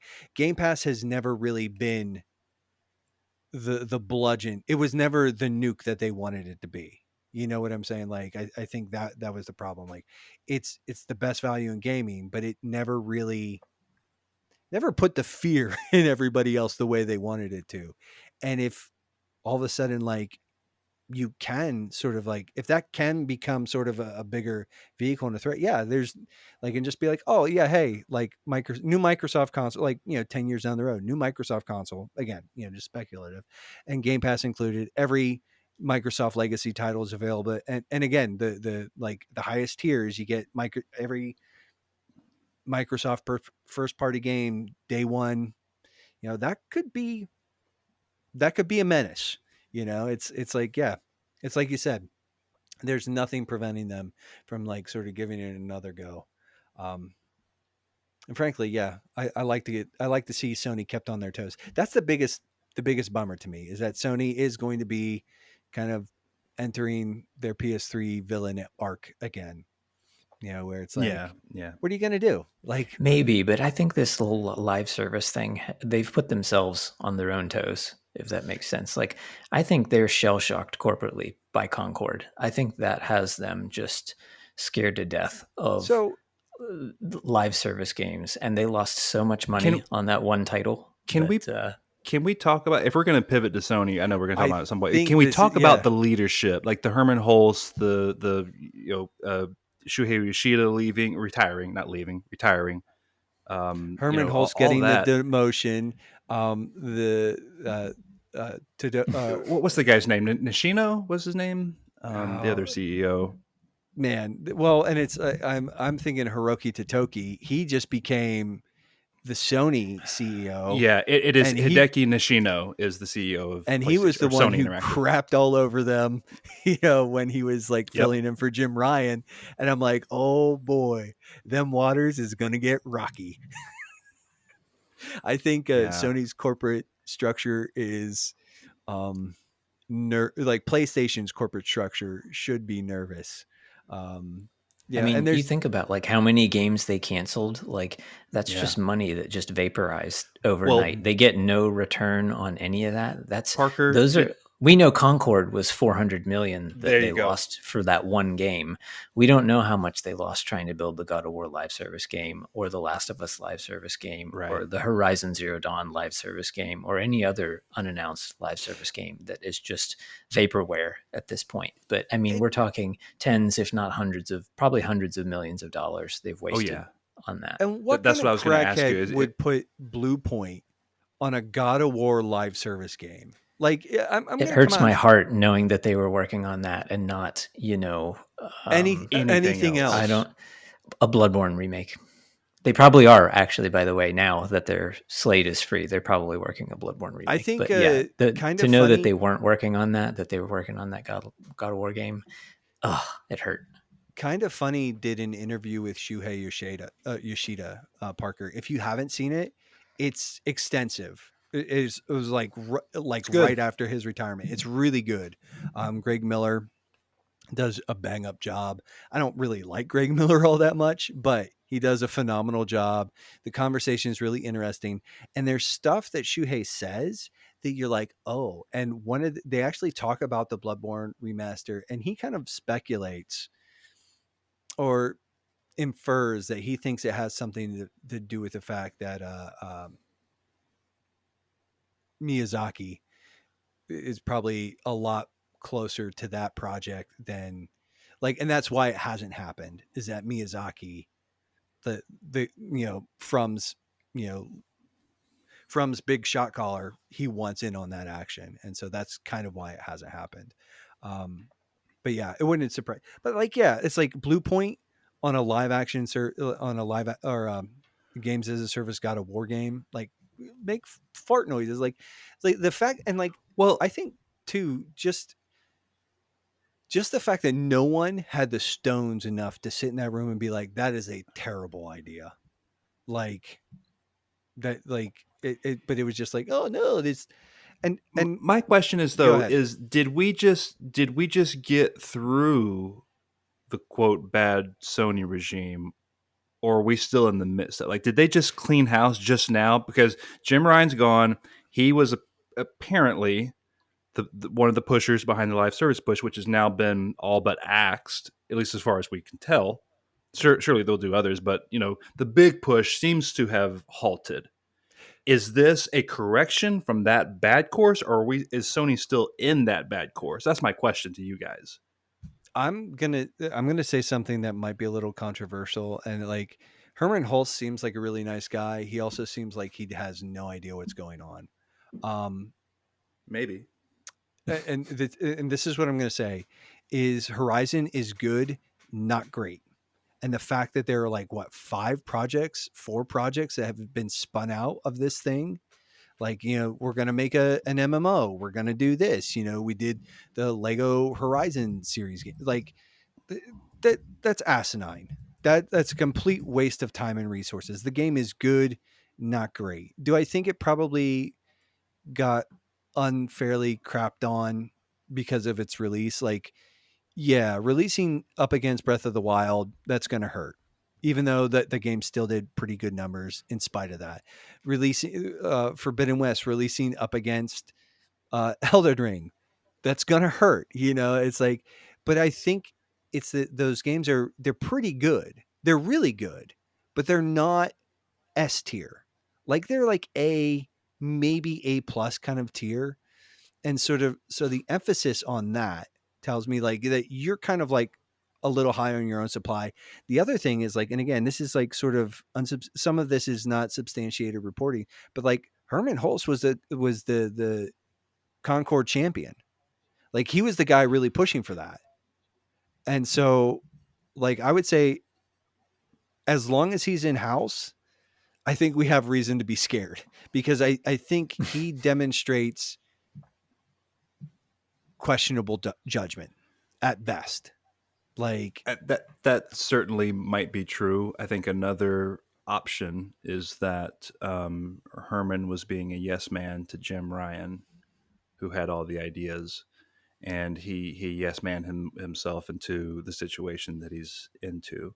but that's Um, that's I that's don't a necessarily believe that. I'm simply positing another well, I'm saying, and if stance. that's the case, that just says that he doesn't have enough integrity to like I hear you. make I the hear hard you. call. And at that point in time, I'm What like, one well, Yeah, one quick point I'll make on Horizon as well is I get what your point, and I mostly agree, Nate, about it's not really like why are we investing in all. The reason they're investing in Horizon is because between the two games, it sold over 32 million copies, which is absolutely bonkers when you think about the lack of love that Horizon gets. That's a ton of copies for two games for a brand new franchise that went up against Elden Ring and Breath of the Wild, like you just said. So while the gamers might not love Horizon, it sells, which is why all these projects got greenlit, I think. yeah. I mean, how much? But there was for a while, wasn't Forbidden West like on sale for like $20 or whatever physically, something like Forbidden that. West got screwed over because they put it in PlayStation Plus too early for free. Oh, that So that well, game, it's a complete like almost throw out that example yeah, almost because they use that as like their first party example to put a AAA game on PlayStation Plus for free. yeah. That was the first game that they did that with, And and they it were kind of like, ruined "Oh, it. we regret this They game immediately." passed that game. They game passed that game and did not make money off of it. So they realized, oh, we should not game pass our games anymore. So Yeah. Parker, so we're kind of over here like, I'm over here besmirching uh Sony's leadership, but what are your thoughts on just sort of like the shakeups and the movement here? Yeah, I mean, I do see it as quite a big course correction from the live service stuff. I heard from I don't remember which reporting outlet was, but they used the term shell shocked for the corporate yeah, culture when Concord came out. I think it just shocked them. They Nothing like that has ever happened in gaming. Maybe nothing like that will ever happen. To correct. spend $400 million on a game and then a live service game. I mean, live service is tough, but games don't come out and then close in 2 weeks like that That and then can't give be full overstated. refunds. That can't be Like overstated. that is a unicorn experience that probably just crushed the Sony corporate culture. Like, I mean, those people, yeah, like they got a nuke dropped on them when Concord just failed miserably. And so I think they pressed the eject button on that strategy at that point. There's going to be some stuff I think that trickles out that either they decided, well, we've spent sunken cost fallacy or whatever you want to call it. They've still got fair games. I think that's going to release. Probably not going to do much. Um, there's maybe a few other projects that they've got that for whatever reason they're just not canceling outright. But the fact that all of the games that would be maybe positioned to be most successful for them because they're leveraging their biggest Sony IPs to deliver them, they basically said no. They gave those projects a vote of no confidence, and Yeah, they canceled them before yeah. they even hit the light of day. So that tells me that inside they're going, holy cow, we bet the farm on Concord and we lost the farm on Concord, and we need to get back to what we do best. But the problem is they put themselves in so deep, it's going to be years before they dig out of this hole Yeah, that they because dug for all the themselves. the dev cycles for like just looking at Blue Point, they were what, maybe 4 years into dev on that God of War games as a service game. All of that's getting thrown out. Now they're probably going to use maybe something from what they, there's probably some tech in there that they might use moving forward, but they're starting from ground zero. Yeah, And dev a cycles lot being of what they are blown now, like opportunity cost. 4, 5, 6 years long, sometimes now. Like, dude, yeah, you're not seeing anything. You're not seeing anything from any of those studios for at least 5 years. And they've already got a notoriously light first party lineup. Like Mm-hmm. people have been saying for the last year and a half now, like Sony, where are the games? And now Microsoft is actually starting to like drop bangers, on their side. And so it's like Sony's got Ghost of Yote, but it's looking Yeah. pretty thin on the Sony side. And knowing that they just canceled like half a dozen mega projects, like it feels Hmm. even thinner now knowing Yeah. that. Absolutely. Absolutely. Um, Crap. I had a point I was going to make a second ago and I forgot. Oh, well, we move on.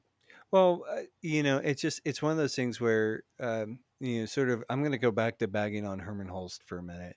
And again, from all accounts, he's supposed to be a really nice guy. And so Herman, if this ever comes across your, like, I want you to know it's not personal, but I think like it just demonstrates like, and what I would say is like, I think what's sort of like a bit of a nail in the coffin is that prior to the release of Concord, he was a co-CEO, and then Concord comes out, and it's what, like 2 quarters later, Yeah. 6 7 months. months. Yeah, 6 months. it's 6 months later. Basically, they're like, nope, like we fixed that in a hurry. So that tells me, to me, that's very clearly a demotion. That's very clearly like they don't trust his judgment, at least not to that extent. Now, I recognize that he's still like the CEO of whatever content development or Yeah. whatever stupid title, but it's like he has a boss now. He didn't really have a boss before, and it's just it's interesting I remember that what I was going to say a second. Oh, I'm sorry, Nate. I thought you were done. Go ahead. no, I'm just saying, like, so I would just say like it. I think that in and of itself communicates. I think there's merit to like that. Herman's judgment is lacking. Yeah, but anyways, Micah, you were saying. Going back to the full shell shocked panic when Concord dropped. If you remember, after some time after Sony acquired Bungie and Hiroki Totoki took over, he made some comments on an earnings call about how they were undisciplined in their cost controls over at Bungie. Yeah. And he called that out specifically and kind of, almost like verbally chastised them on the earnings call. Almost, it seemed like. Um, I can't imagine that the Concord situation. I mean, it's like if you're talking about that way about Bungie, how does Hiroki Totoki view what happened to Concord? And so you better know, something's going to change. It just sounds like Totoki is a much more well, like I sort of said, hopefully he'll get those costs under control. We'll get a few more $100 million games and less $300 million games. But that's one thing it made me think about was, again, the 400 some odd $1 million that Concord just flushed down the toilet. And I'm not sure how much of that Sony's going to get to write off since the game released, but a guy like Hiroki Totoki, I can't imagine he's looking at that and like that's why that decision was made. I think because he's like, nah, we're good. I'm not sure if another CEO was in power that would have necessarily been pulled the way it was, but who knows? Yeah. Yeah, it's I think it's the two things that sort of make things really interesting in PlayStation Land, um, to just kind of keep an eye on, is that one, they are currently, again, they're seeing a lot of like the PS5 is still selling pretty briskly. So there's that. But like I think as a point of contrast is like we've seen the corporate shakeup, we've sort of seen the fallout from the Jim Ryan years, and it's not to like listen. It's not to crap all over Jim Ryan, and again, it's not even the crap all over Herman, right? Because I did like Horizon. I actually was a big champion of that game for a little bit. As I've gotten farther out from it, it's like one of those things where it's like some of that was just me being a contrarian and being like, "Oh, this game is like really, really good," and everybody just kind of poops all over it. But it was like, no, it's pretty good, and that's about all it's got for it. I like that game. I like it a lot, but I think so. We're kind of coming out of the era. It's going to be interesting. So all the corporate shakeup, all of the just and sort of seeing like where you mentioned Bungie briefly there, sort of seeing where how Bungie does in all of this. Like Destiny 2 has a new sort of like model and roadmap sort of moving forward that's a lot more structured. We'll see. Like their teams got drastically cut.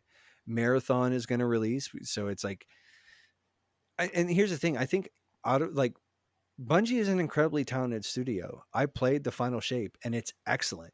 It's excellent. The gameplay is Mhm. excellent, right?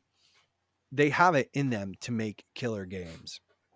It's just so there's some big questions there. So, but like we have just questions with all the shakeups. But then I think the other thing you brought up, Parker, is that they've been taking heat for a couple years now about like the really light first party lineups. And yeah, we're going to be entering a dark age where it's like, yeah, we've got Ghost of Yotei coming out, but it's it's looking real thin. Um, and they do manage to shore that up with like partnerships and second part like exclusive you know timed exclusives and exclusive publishing, but it's not the same. Like if you buy a PlayStation, if you're a Sony fan, you want Sony games and remasters of of your pre-existing stuff. That's as much as like The Last of Us parts 1 and 2 are really phenomenal pieces of tech. It's like those only buy you so much time, you know. Um, so it's Mhm. going to be interesting. It's going to be, I think, some stormy waters ahead.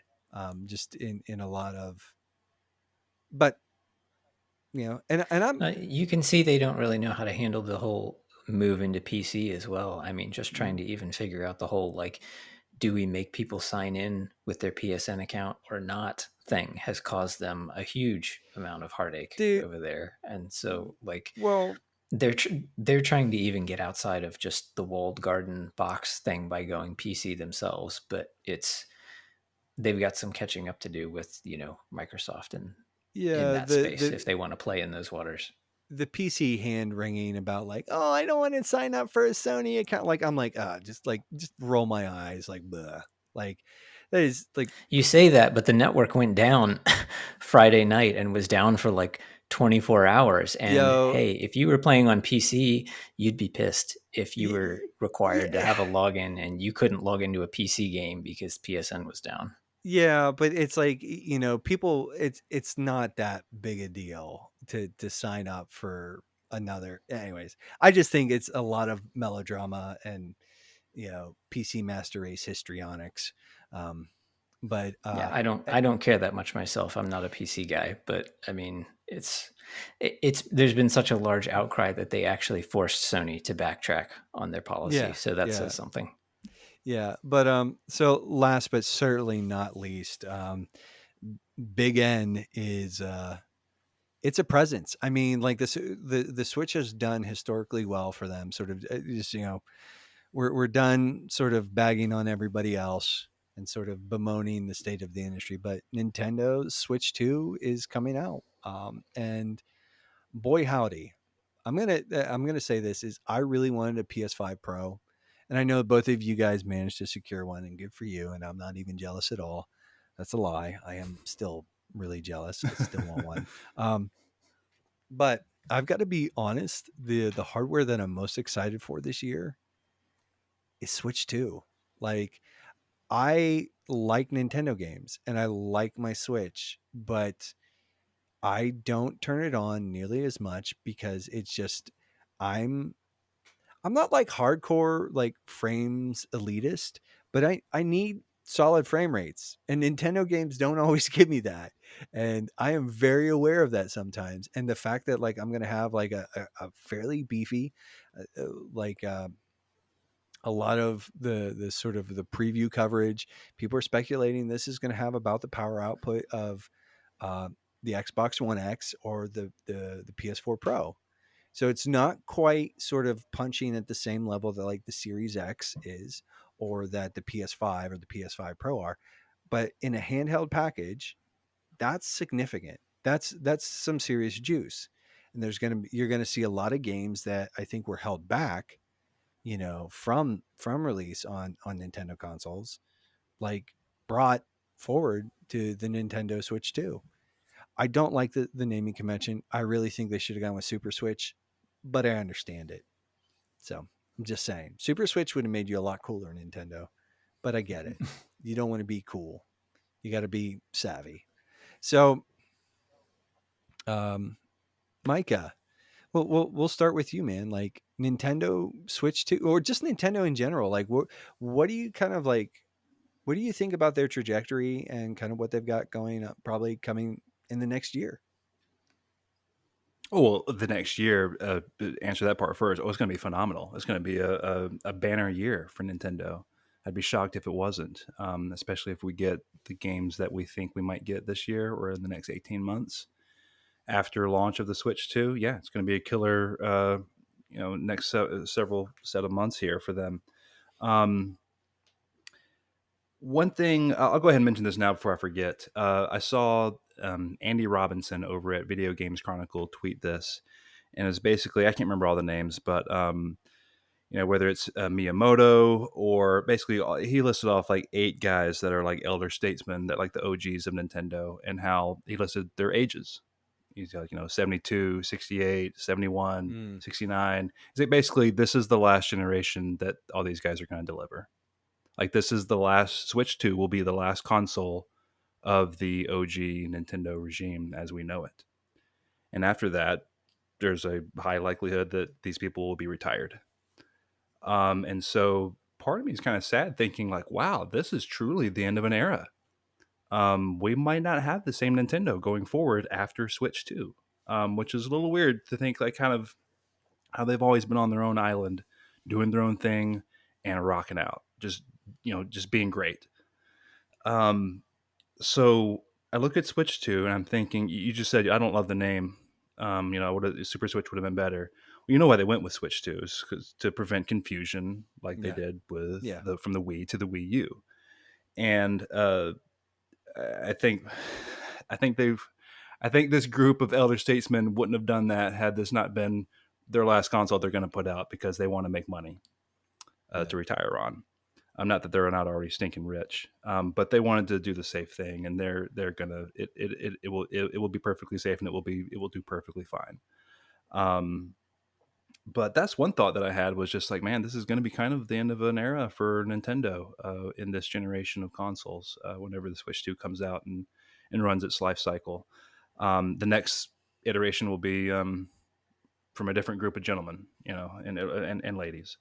Well, But yeah, at go ahead. least pretty, and again, it's like those 7 or 8 guys that it kind of they rattled off there. Like, some of that leadership structure may still be in place, but the likelihood Perhaps. is that a good chunk of them are going to retire, or dare I say it, shed this mortal coil. And Yeah. so it is unlikely, yeah, that we have, and that's a leadership structure that has sort of been more or less shepherding Nintendo since like the Yeah. N64 GameCube era. It makes me wonder, at what point will that quality that we always attribute to Nintendo, at what point might that go away as we know it? And maybe it won't. Hopefully, it won't. But Yeah. it does make me kind of. It gives me some pause. Like, man, I wonder if the Nintendo that we all know and love is going to be changing maybe over the next 15 years or something like that. Getting more kind of direct about the Switch too. Man, this is going to be. I mean, what Nintendo did with Switch was paradigm shifting. It's almost like, well, duh. like a hybrid console, like something that you can do handheld and on your TV. Hmm. It's like, why wouldn't that succeed? Like, why didn't anyone think of that before, kind of thing? And there have been variations of that, but certainly not to this level, not to this success. So this thing is going to be awesome. Uh, it's just I don't worry about Nintendo. Yeah. It's interesting to think about the future as far as the stuff I was just saying with generations and stuff, but I don't worry about the Switch 2. I don't worry about Nintendo in the near term. They're going to be awesome. They're going to be great. They do enough to keep other quote unquote competitors on their toes, even though they kind of have almost no competition, direct competition. Yeah. Um, they I don't know. I love Nintendo. Obviously, my very first kind of gaming console in memory was with an NES and Super Mario Brothers. And to think of, I'm 42, and thinking about kind of the men and women who made that company who they are, kind of potentially retiring and going away, it makes me a little sad. Sorry, I'm kind of hung up on this one like side of it, but that's just one thing I've been thinking about lately with them, and just thinking about like, man, I'm looking forward to the launch. I'm looking forward to the reveal of all these games for Switch 2. But this might be like the last, like, kind of ride, out into the sunset kind of thing. I don't think though. I think kind of what you're hitting at without actually saying it though is that there is a strength in that corporate culture that doesn't exist in Microsoft, doesn't exist at PlayStation, and I think I'm hopeful that sort of when the successors are sort of like moving on up, these people will have like Nintendo's corporate culture. I think has the strongest identity and the strongest sort of like core values that Yeah. I I don't see it like being a serious deviation. There might be some. It might be more akin to like sort of like the next iteration will be like sort of the jump from like the Super Mario games into Super Mario Wonder, Right. where it's like it is sort of it's a little it's new, it's fresh, it's not a complete paradigm shift, but it's kind of it's riffing off of what but it's also kind of a little new. It's a little funky, it's a little different, but it's still sort of got some of that nostalgia kind of like no, but I remember seeing that tweet too, and then I think you shared it with me as well, and then Hmm. I saw that, and it was like yeah, I got a little verklempt because it's like these guys have defined that handful of individuals have really shaped and defined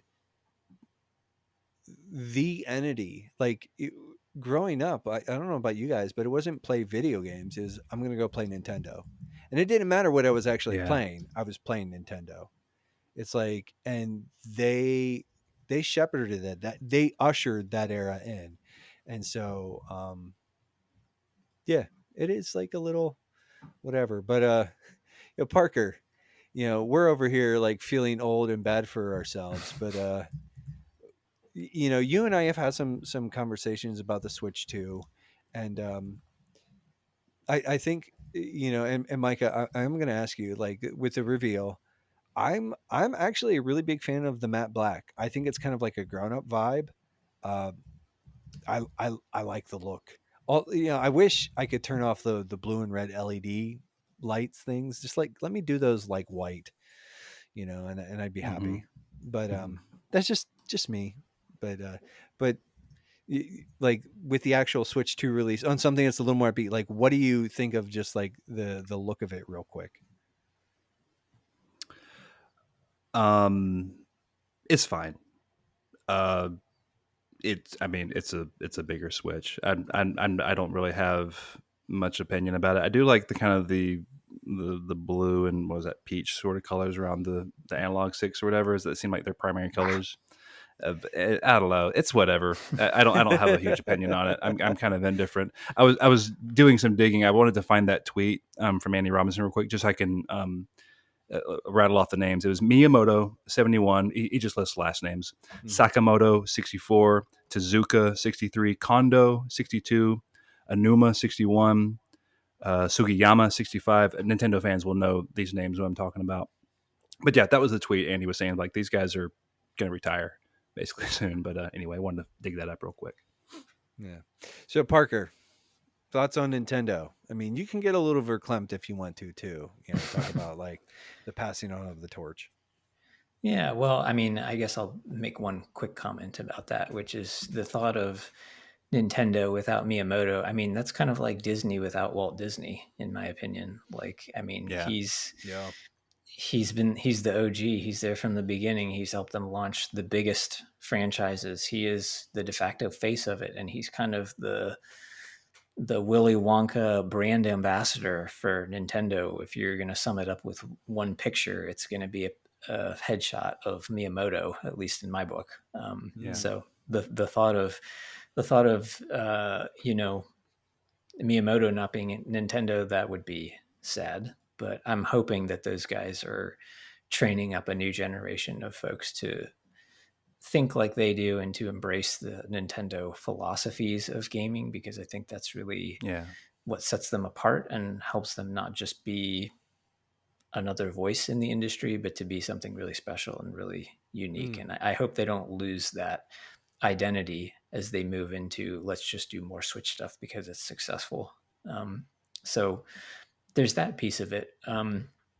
The Switch 2, I don't know. I think it's poised for success, but I kind of feel like it's probably going to be a bit more muted. I think it's going to be hard to top this, just the runaway success of the Switch. The expectations are higher. I think a lot of it's going to come down to pricing too, and how people feel about buying a new Switch. If you can convince parents that this other thing that looks like pretty close to the thing I already have for my kid who's already got a ton of games on this Switch, like, do they really need to upgrade to that?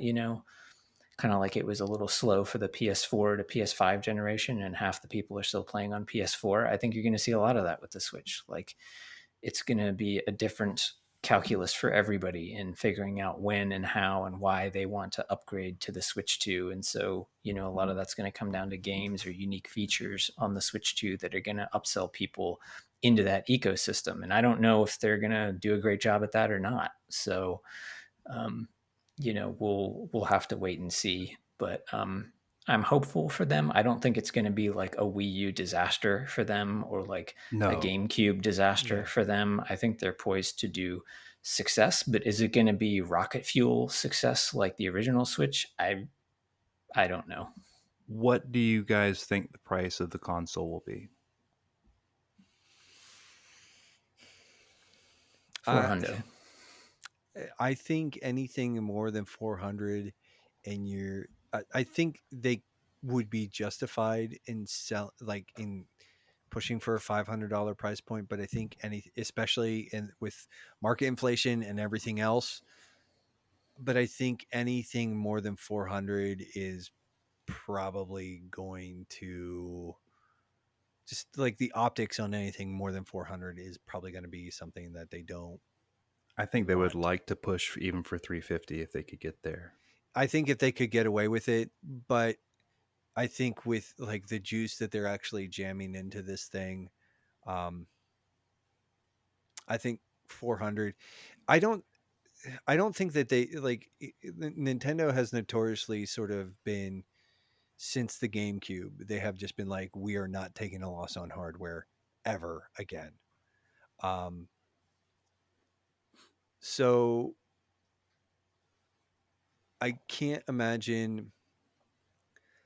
I think as they don't mind not like the thing is like the Switch was just notoriously cheap, and they sold it pretty cheap as far as like you know luxury electronics go.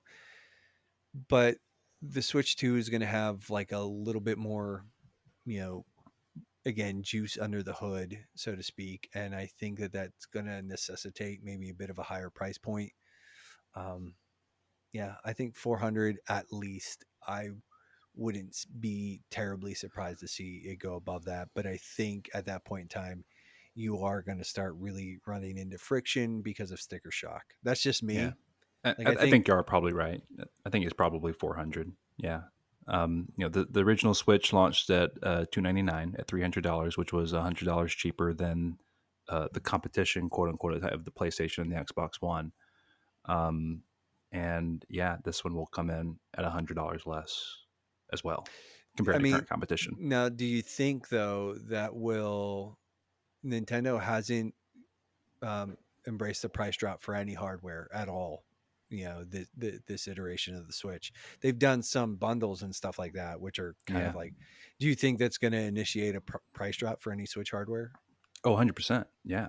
I mean, there's obviously Nintendo loves the Switch. That's why they're waiting so long to announce the Switch too, is because the Switch keeps selling. So 100%, yeah, they're going to drop that thing to 150, whatever. If they get down to $99 for a Switch Lite or something like that, I mean, buckle up, like for real. Like, Like 200 for a Switch, yeah, like 250 for Switch yeah, OLED, 100 yeah. bucks And I for think Switch what Lite Parker Mini. said is right as well. There's going to be a little bit of a PS4 to PS5 malaise, as far as like getting people like, well, why do I need to get my kid a new Switch when he's got this perfectly good one here? It will be backwards compatible. They've already said that, I think. So that won't be a question. But yeah, but Nintendo won't have a problem selling them. Obviously, the hardcore audience will that could make up their sales for the first 2 or 3 years, and they would be fine They're still, without. yeah, they're still going to fly off the shelves. It's just that Yeah, I don't think it's going to be like, I think you use the term rocket fuel, Parker. Yeah, I don't think it's going to be meteoric yeah. How will sort it of. hit that? Will it hit that critical mass that the Switch did? Yeah, I don't know. Well, and that's the other thing is, it doesn't, like this. The original Switch was kind of novel, and this isn't. And so that, just that in and of itself is kind of going to, you know, offer not friction, but it's going to be an inhibitor. It's going to sort of like, drag on some of that, because Hmm. novelty is like the new and sexy sells every time. But Handheld is a much more contested space now than when Switch One that's Yeah, the launched before.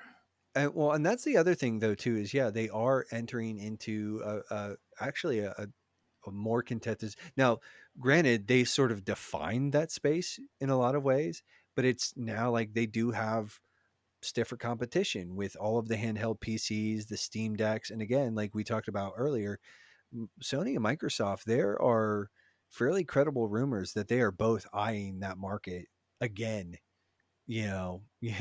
In with renewed interests. Um, and so the thing is like too is like, I don't think you can go, just even in thinking about the price point, I don't think you can go much past four or maybe $500. Like, just because at that point in time, you're getting really close to like Steam Deck numbers, like price points. And the Steam Deck is probably like a beefier machine, you know, and a more flexible machine. So I don't know, but yeah. I think they're trying to keep it a little more family friendly, and to do that, that means you just got to be at a lower price point than everybody yeah, Yeah. else. So I think 400. yeah. Yeah. I agree. But I mean, new Mario Kart, new Mario 3D platformer. I heard rumor that there's going to be a remaster of Breath of the Wild at launch. I have heard a rumor. The rumor that I heard is that there is an unnamed Zelda remaster. If it is Wind Waker, I will lose my mind. Um, but like that alone will be enough for me to be like, nope, I need it. Like that will be like Invader Zim. Like, jumping up on a desk and screaming, "I have a mighty need." Kind of like moment for me. But yeah, well, what I've heard is that Breath of the Wild and Tears of the Kingdom are both probably going to have some sort of like performance upticks, and that's just like that's a software update. Like you can patch that in.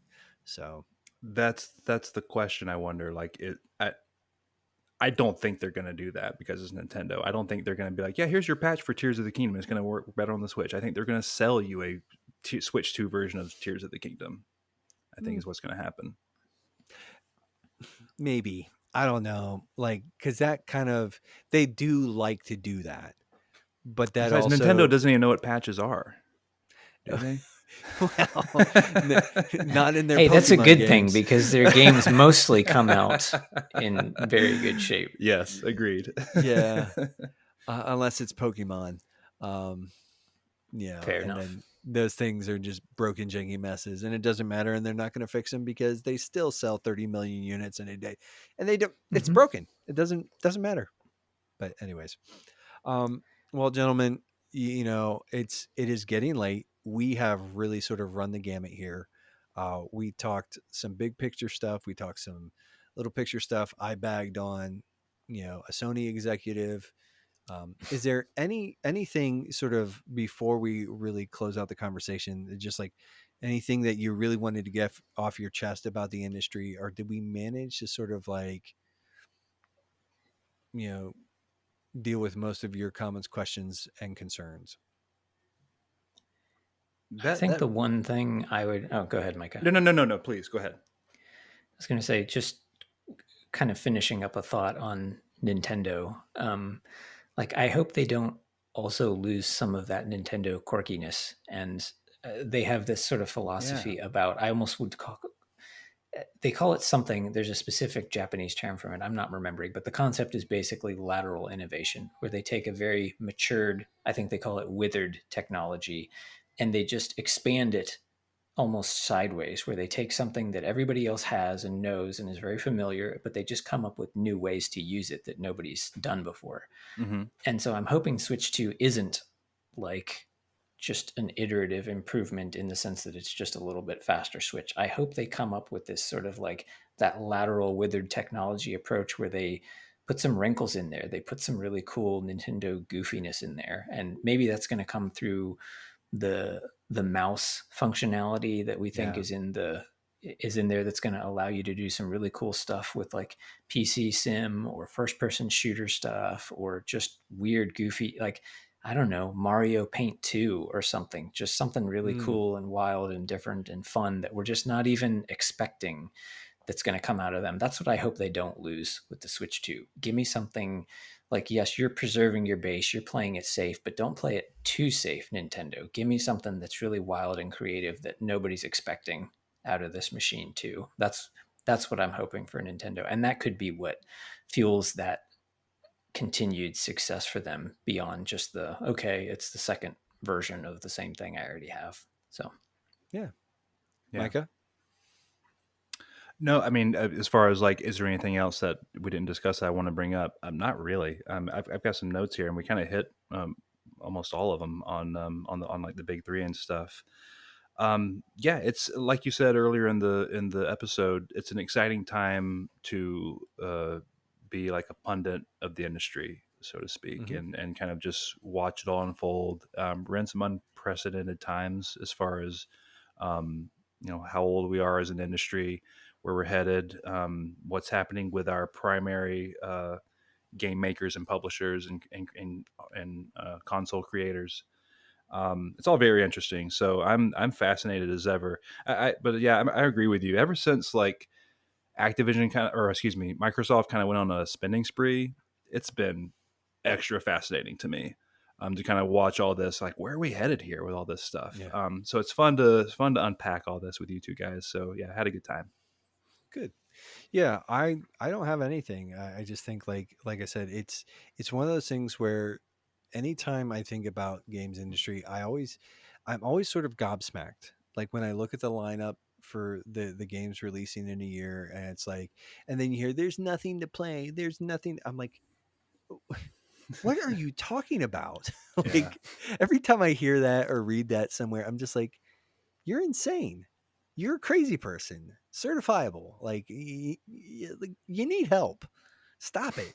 Um, kind of thing. But then it's like it's always interesting. And I think like the last couple of years, it's like you said, Micah. Ever since Microsoft really started, like just buying everything in sight, it got really Wild West. And at first, it was like kind of scary, um, because it was like I don't want them to gobble up something that I really love and cherish. But as we've gotten further along, it's kind of fun to just sit there and like watch it all unpack. Like, at the end of the day, it's like, I'll I know figure it it out. sounds weird and it's probably really nerdy, but like I literally remember like where I was when I saw that Microsoft bought Bethesda, and my mouth was agape. I was like, "You are kidding me! Microsoft just bought Bethesda. What?" I was I like, "What is happening?" Little I did I think know. I think I was working and you actually sent me a text. And that was back in the days of like TRG. Yeah, And I just remember like the firestorm that was like the TRG comments at that point in time. And just like, yeah, was yeah, insane. yeah. But Anyway, fun times. I was gobsmacked when I found out that Phil Spencer was actually eyeing trying to buy Nintendo, and the fact that it would have been cheaper for them to buy Nintendo than ABK. Oh yeah. my Oh, yeah. goodness. Well, that's assuming Nintendo would have sold. I love that story where they're like, "Hey, we'd like to buy you," and they just got laughed out of the room. Yeah, from like the '90s or whatever. Yeah. Yeah, it's like we'd like to get into video games. We want to buy you, and Nintendo was just like, it's like no, no way. Yeah. But anyways, anyways, guys, it's been I've had a good time. Hopefully, you guys had a good time, and listeners, Yeah. Yeah. hopefully, you guys had a good time.